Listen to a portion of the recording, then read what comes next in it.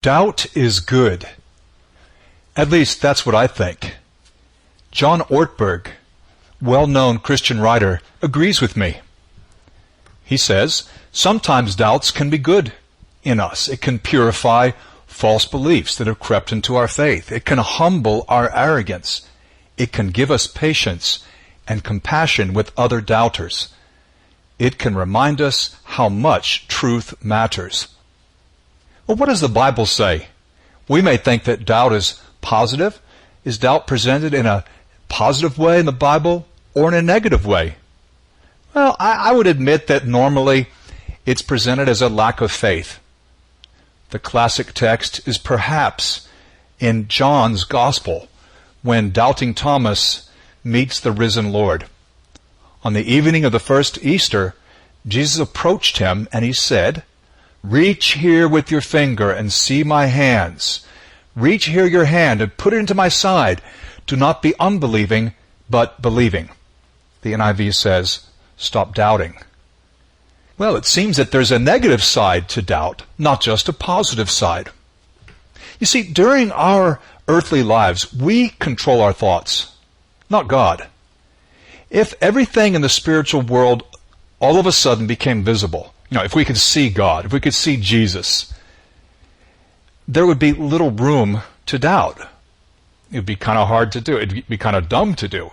There's God right there, and you see Him. I think that His invisibility is a sort of guarantee that we are responding authentically. Faith is more than a response to evidence. It's not just in your head. It's a decision to believe. We need to put our hearts behind it. And God doesn't control our thoughts. We do. Okay, so what I want to do is argue the case that there are two kinds of doubt.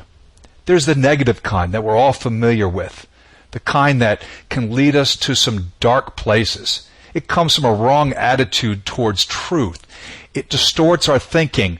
It erodes our faith eventually.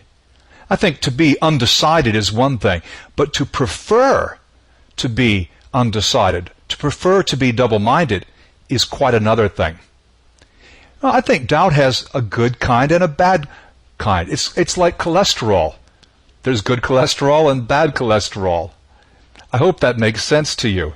Because I think that doubt can serve positive purposes as well as negative ones. When we have a doubt, we're more likely to ask a question. And that ends up strengthening our faith because we go through the process of inquiring. And either we get the answer or maybe we gain a new appreciation for how difficult the matter is. And at the very least, we grow in empathy with other people who doubt. We understand that, I had this question. I shouldn't go so hard on this other fellow here who's having a similar struggle. So those are some positive aspects of doubt. It lead to a strengthening of faith. But of course, negative doubt, if we wallow in it, leads to a very bad place. Well, what are some of the sources of doubt? There are quite a few. Sometimes we end up doubting when we see someone giving up the faith. Perhaps it's a leader we've respected who's fallen. It could be a perceived conflict between faith and science. This is so common these days, especially among university students, high school students.